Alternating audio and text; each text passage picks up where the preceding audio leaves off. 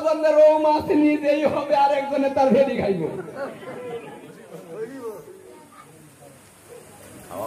এই জন্য বলেও মৃত্যু সজ্জায় যদি কেউ পতিত থাকে, তাকে বলবেন না যে কি খাবেন, কি দেখতে মন চায়, এই সব উপদেশ দিবেন না।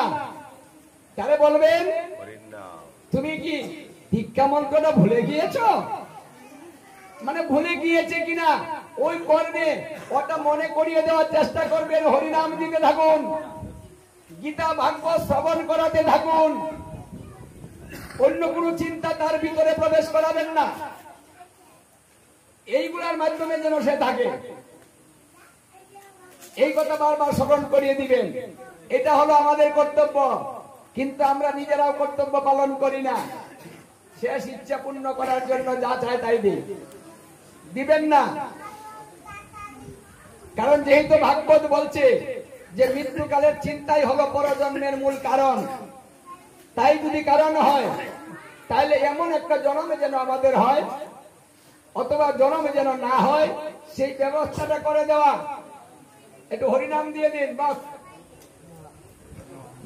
অজামিলের মতো সন্তানের নাম রাখুন, ভগবানের সহস্র নাম, বিষ্ণুর সহস্র নাম, এই নামের গোপালের সহস্র নাম, এই নামের যে কোনো একটা নাম সন্তানের রাখুন,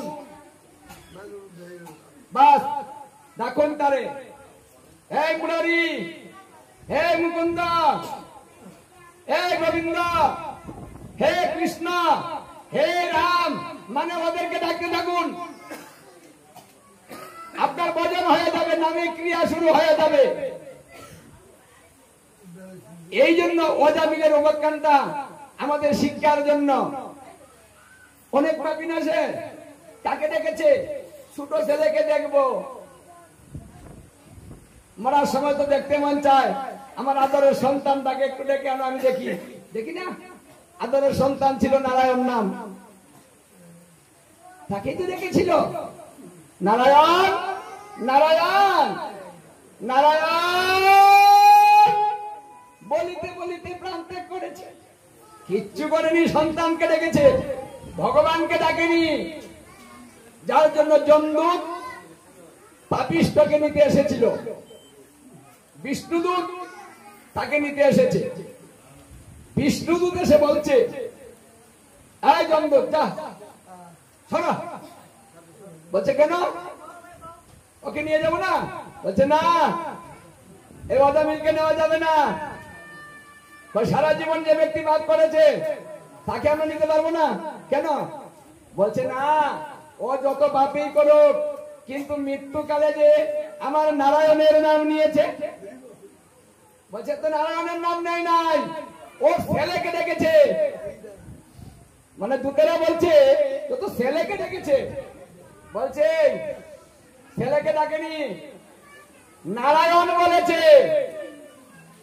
সে কাকে ডাকেছে তা জানি না, নামটা তো নারায়ণ, উচ্চারণ তো নারায়ণ হয়েছে। তাই নারায়ণ বলাতে মৃত্যুকালে তার পাপ সমস্ত কিছু শেষ হয়ে গিয়েছে। এখন বিষ্ণুকে চলে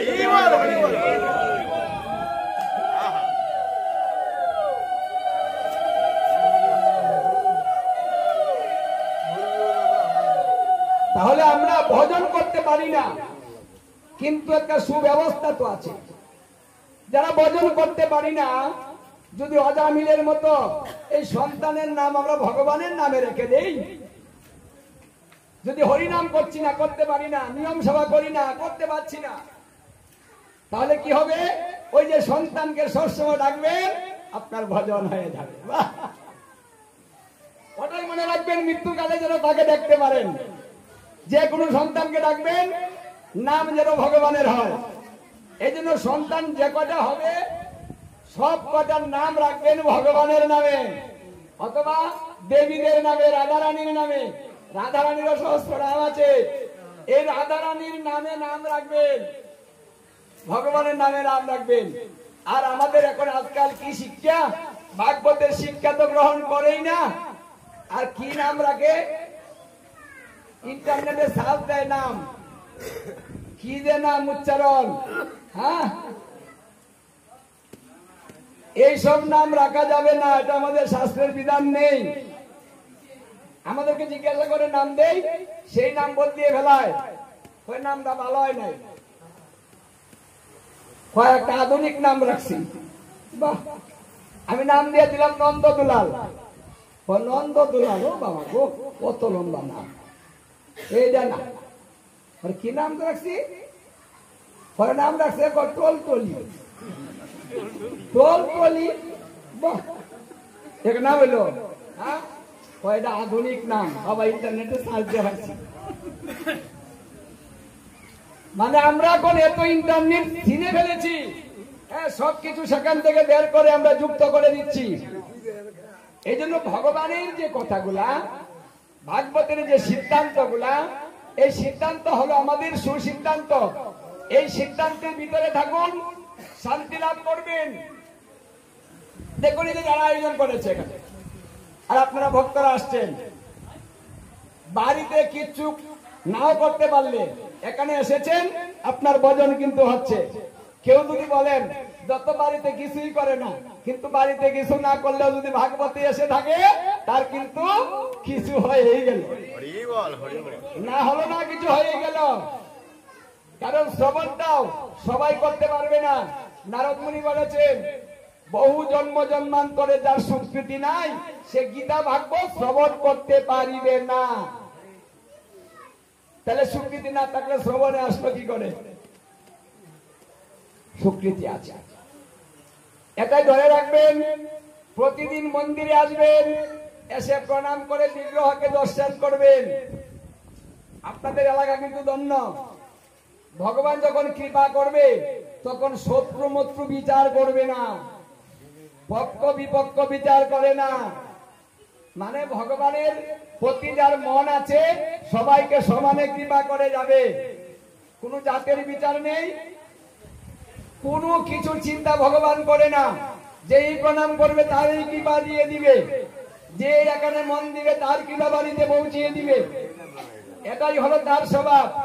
তার কৃপাটা সকাতরে সবাইকে দিয়ে যান। এই জন্য আপনাদের জন্মটা হয়েছে খুব সুন্দর জায়গায়, ভগবানকে দর্শন করুন। আর যে যেভাবে পারেন গোবিন্দের মন্দিরে কিছু দেওয়ার চেষ্টা করবেন। নিজের বাড়িতে সব সময় কিছু করতে না পারলেও মন্দিরে যদি কিছু কিছু দিয়ে যান, তবু আপনার ভগবানের কথা রক্ষা হয়ে যাবে, ভক্ত সেবায় লেগে যাবে। আর ওই সেবার কারণে আপনার অপরাধ খণ্ডন হয়ে যাবে, সুব্যবস্থা। তাই যে এক মাস এখানে ভাগবত আলোচনা হচ্ছে, এখানে আপনাদের কিন্তু সেই অর্থটা ব্যয় করার সুযোগ এসেছে। দু চার জনে মিলেও একটা প্রসাদের ব্যবস্থা করতে পারেন। একা যদি না পারেন, তাহলে দুই চার জনে মিলে মিলে করুন না, ভাগ করে করুন না, 10 জনে ভাগ করে এটা করুন না। বাহ, বেশি কিছু তো লাগে না, তাই না? এক সিদ্ধটা করে দেন না, হালকা একটু করে প্রসাদ হাতে হাতে দিয়ে দেন, বাহ, কৃপাটা পেয়ে যাবেন। এমন সুন্দর একটা ব্যবস্থা এবার আমাদের হয়েছে, যেটা আমরা গ্রহণ করে এই মনুষ্য জন্ম আমরা সার্থক করে নিতে পারি অনায়াসে। তাই এই মন্দিরের দায়িত্বে যারা থাকে, ভগবান বললেন তারা আমার কৃপা প্রাপ্ত, আমি যাকে কৃপা করি সেই দায়িত্ব পায়, সকলেই পায় না। তাহলে মন্দিরের দায়িত্ব নেওয়াও কিন্তু কৃপার দরকার। তাই গীতা ভাগবত শ্রবণ করে যদি আমরা এই সুদুর্লভ মনুষ্য জন্ম সার্থক করতে পারি, তাহলে এই সুযোগটা আমরা হারাতে যাব কেন? রাধারানী বৃন্দাকে বললেন, হে বৃন্দে, মানুষের জন্য আমার চিন্তা হয়। কেন চিন্তা হয় জানিস? আমার প্রাণবল্লভের জন্য। সময় থাকতে চিন্তা করে না, চিন্তা করে অসময়ে, যখন তাকে কেউ দেখতে পারে না, যখন তাকে কেউ ভালোবাসে না, যখন সংসার তাকে ছুঁড়ে মারে, আপনজন সরে যায়, তখন বলে, হে গোবিন্দ, তুমি ছাড়াই আমার আর কেউ নাই। তখন বলে, গোবিন্দ তুমি ছাড়া কেউ নাই। কিন্তু এই কথাটা সময় থাকতে বলে না, অসময়ে বলে, অসময়ে যারা বলে তারা আমার প্রাণবল্লভের কৃপা থেকে বঞ্চিত হয়, কৃপা করে না। কেন করে না জানিস? কারণ যৌবনে যদি কেউ কৃষ্ণ ভজন না করে, শেষ জীবনে ভজনের মূল্য ভগবান দেয় না। যৌবনে ভজে কৃষ্ণ পাইবারও আসে, অর্ধেক বয়সে ভজে কৃষ্ণ আসে বানায় আসে, শেষ বয়সে ভজে কৃষ্ণ মরণের ভয়ে।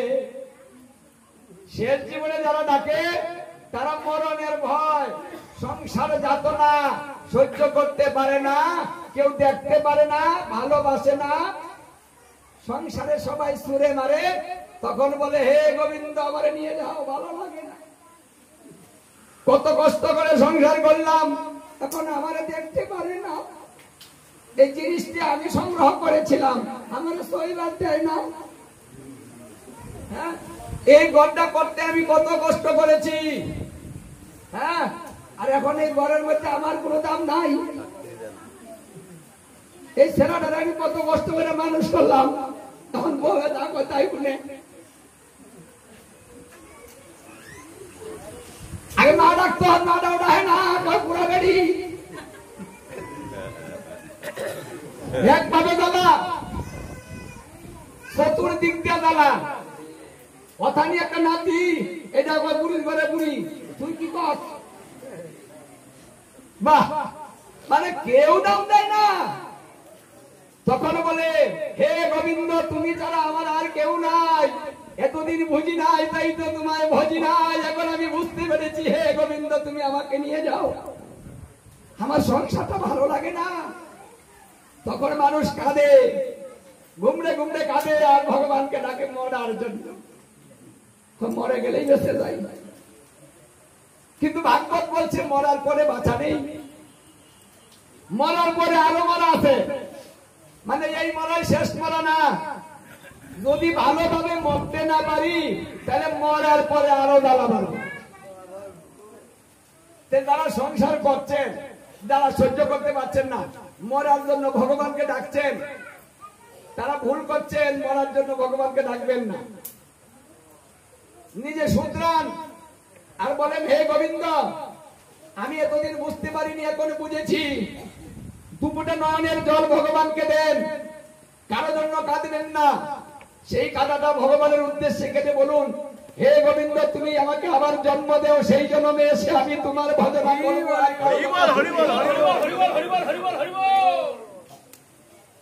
এই কথা বলে নয়নের জল ছেড়ে দেন।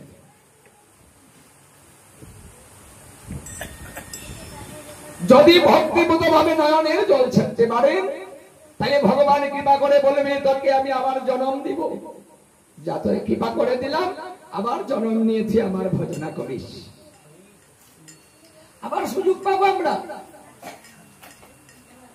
মানুষের জন্য কাঁদবেন না, যে বেশি কাঁদে তার দুঃখ তত বেশি বাড়ে। মানুষের জন্য কোনো কাঁদাকাটি নেই, যদি কাঁদতে হয় তাহলে ঈশ্বরের জন্য কাঁদো। আমার ভগবান অনাদির আদি গোবিন্দের জন্য কাঁদুন, হে গোবিন্দ তোমাকে ভজনা করিনি, বুঝতে পারিনি।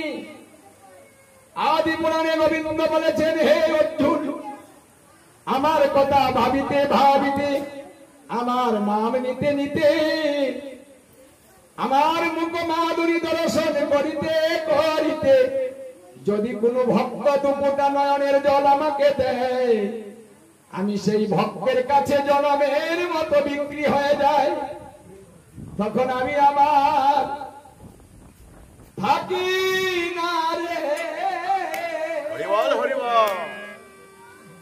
হরে, তখন আমি আমার হরে থাকি না রে, তখন আমি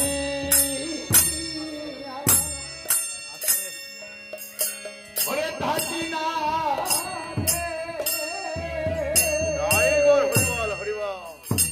আমি সেই ভক্তের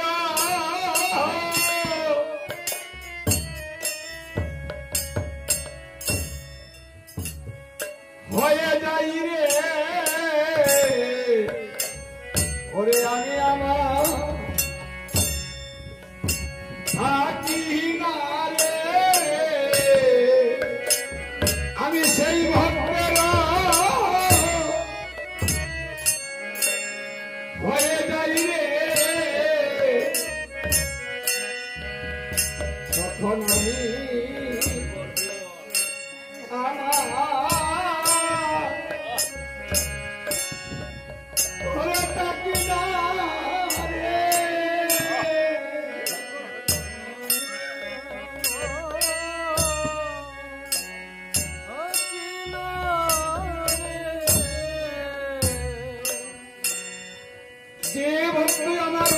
সে টুকুটা নয়নের জল দে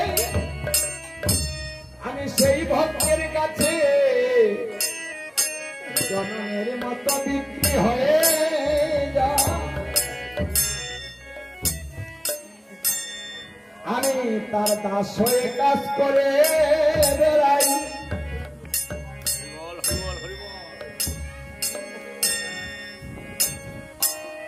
সেই ভক্ত আমার আপন হয় রে সেই ভক্তের মতো আমি তার কাছে রই রে সেই ভক্ত আমার আপন হয় রে আমি সেই ভক্তের কাছে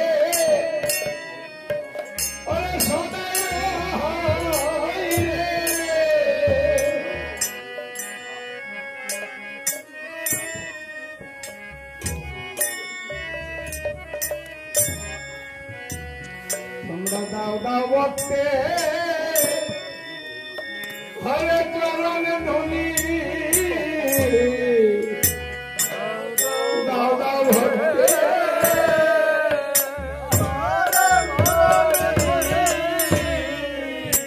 আমি জন্মে জন্মে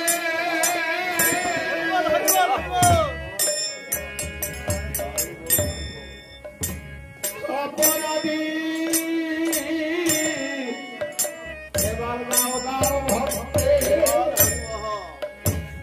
চরণে ধুলি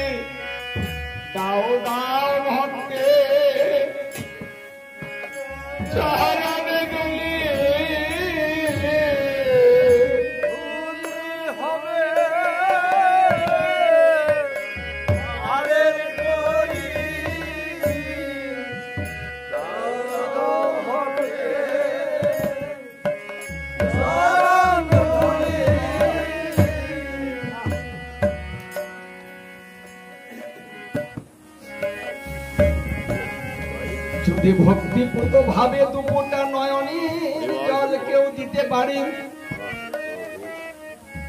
সেই ভক্তের কাছে জনমের মতো বিক্রি হয়ে যায়।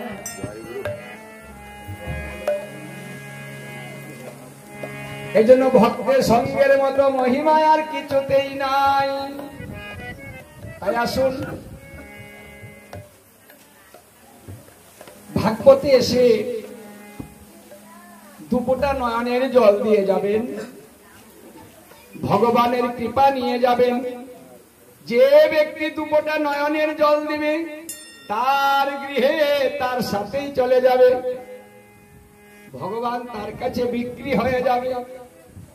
কোনো টাকা পয়সা, কোনো অলংকার দিয়ে ভগবানকে কেনা যাবে না। রাধারানীকে শ্রীকৃষ্ণ বলেছিলেন, অপরাধে আমি নববৃন্দাবনে যাব, যদি ভক্তিপূত দুপোটা নয়নের জল কোনো ভক্ত আমাকে দেয় আমি তার গৃহেই চলে যাব। তাই ভগবানকে কেনার জন্য কোনো কিছুর প্রয়োজন নাই, শুধু ভাগবতে আসবেন আর দুপোটা নয়নের জল দিয়ে একান থেকেই কিনে নিয়ে যাবেন। এখানে হাট বসেছে, এই হাটে আমার শ্রীকৃষ্ণ উঠেছেন, রাধারানী উঠেছেন, বেচা কিনি হচ্ছে। যার ভক্তিপূত নয়নের জল আছে সে নিয়ে যাবে, কিছু কিনে যান, সদায় করে যান। এই হাট তো প্রতিদিন বসে না, এক মাস সুযোগ আছে হাতে, এক মাসের ভিতরে আপনাকে কিনে নিতে হবে। কারণ এই এক মাস নববৃন্দাবন থাকিবে। রাধারানীর কাছে শ্রীকৃষ্ণ কথা দিয়েছিলেন, অগরাধে আমি পৃথিবীতে যাব, নববৃন্দাবন বানাবো, সেই বৃন্দাবনে আমি সদায় হয়ে যাব, তোমাকেও নিয়ে যাব, আমরা দুজন দুপুটায় বিক্রি হয়ে যাব। তাই দুপোটা দিয়ে যদি যুগল পাওয়া যায়, এত সস্তা জিনিস তো আর কিছু হতে পারে না। এত সস্তা ভাবে কিছু কিনতে পারবেন না। কিন্তু কলিজীবকে ভালোবেসে এই সুন্দর সুদুর্লভ সুযোগটা করে দিলেন। হে জীব, আমি কোনোদিন বিক্রি হইনি, আমাকে কেউ কিনতে পারেনি, সাধন ভজন করে আমার দর্শনটা পর্যন্ত তপস্যা করেও কেউ পায়নি। আর আজ আমি সিদ্ধান্ত নিলাম এই কলিজীবের কাছে বিক্রি হয়ে তার ধারে চলে যাওয়া। এটা অধিক ভালোবাসা। অধিক ভালোবাসা না হলে এইভাবে সস্তা হতে পারেন না। তিনি ভালোবাসার মূল্য দিচ্ছেন। ভালোবাসার মূল্য দিতে তিনি গোলক বৃন্দাবন পরিত্যাগ করেছেন। ভালোবাসার মূল্য দিতে তিনি ঐশ্বর্য পরিত্যাগ করে কাঙ্গাল নাম ধরেছে। আজ তিনি কাঙ্গালের ঠাকুর হলেন। বলছে আমি সমান সমান হয়ে যাব,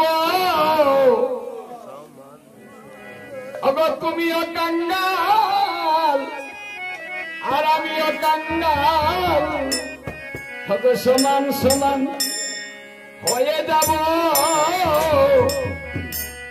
আমি ঐশ্বর্য পরিত্যাগ করলাম, আমি সমান হয়ে যাব।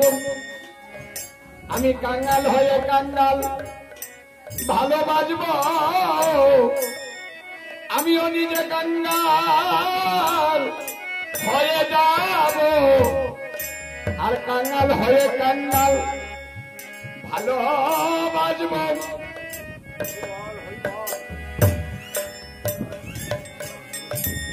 সমানে সমানে ভালোবাসা হয়, বড় ছোট ভালোবাসা নয়। কখনো উঁচু নিচু ভালোবাসা হয় না, সেই ভালোবাসা থাকে না। এই শিক্ষা দিচ্ছেন আমার অনাদি আদি গোবিন্দ। তিনি গোলক বৃন্দাবন পরিত্যাগ করে, ঐশ্বর্য পরিত্যাগ করে তিনি কাঙ্গাল নাম ধরে বলছেন, হে ভক্ত তুমিও কাঙ্গাল, তোমার কিছু নেই। আজ আমি হয়ে গেলাম কাঙ্গাল, আমারও কিছু নেই। তুমি আর আমি সমান। সমানে সমানে ভালোবাসা হলে ভালোবাসা ভাগে না। সেই ভালোবাসা থাকে, তাই তিনি ভগবান রইলেন না ভালোবাসার মূল্য দিতে। আজ তিনি ধরা যাবে এসে কাঙাল হয়ে গেলেন।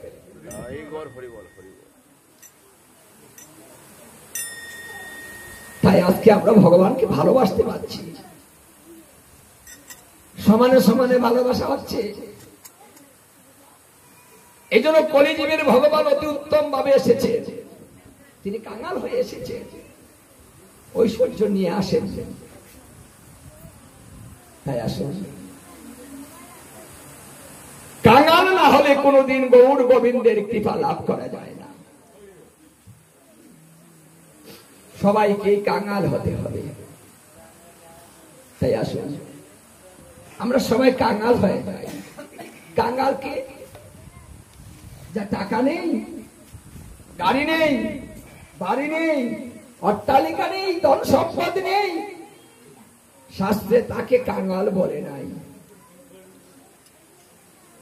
কাঙাল বলেছে তাকে যে আমার গোবিন্দের চরণে সমস্ত কিছু সমর্পণ করে নিজেকে নিঃস্ব করেছে। এই সংসারে যার আপন বলতে কিছু নাই, হগয়া জগতে হগ কাঙাল তারা, হগয়া জগ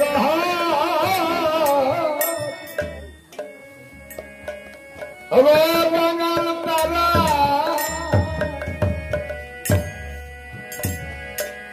ওরে সব কিছু দিয়েছে যারা অগয়া জগতে কাঙাল তারা। যারা সমস্ত কিছু ভগবানকে অর্পণ করেছে তারা হচ্ছে জগতের কাঙাল।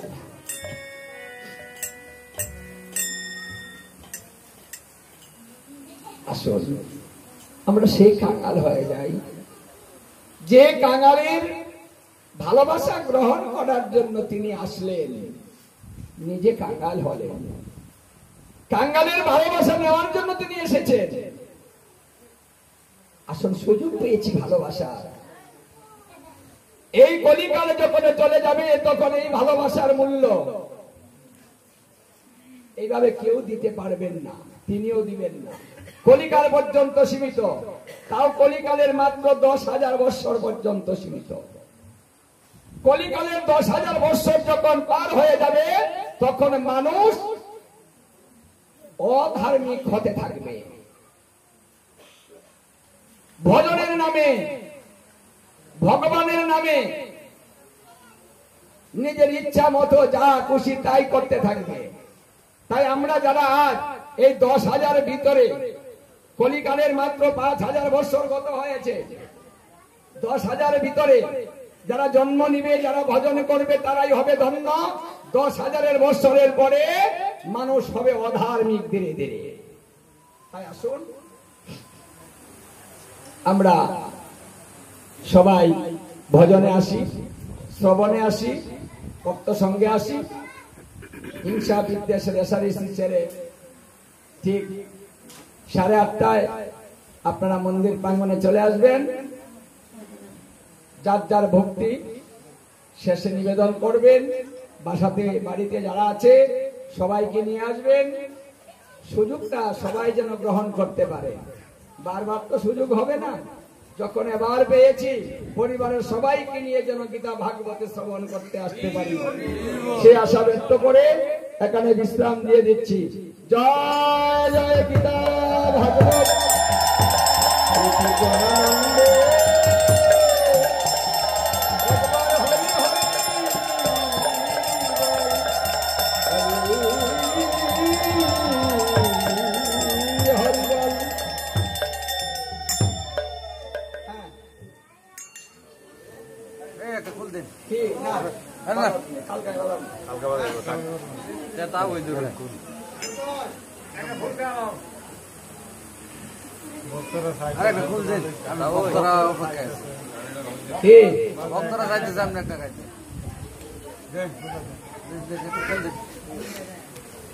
আরে খুলে ভালো না ভাই।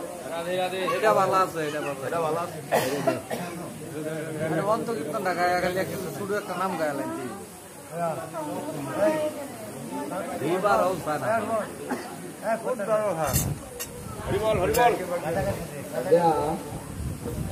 ভক্তরা 1 বছর অপেক্ষা করে আপনার রিয়াল লেগে।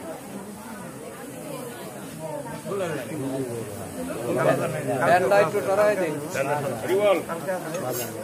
ভালো বাজে না। রাধে রাধে। সাউন্ড না। এই কাশা রাধে। এই সাউন্ড না কাশা বাজে মধ্যে। আরে গোবিন্দ তো কি করে? সাউন্ড না করলে তো হ্যাঁ রাধে। আপনার লাগে 1 বছর ধরে অপেক্ষা। হরিবল হরিবল। এরপরে আলসি ডাকে।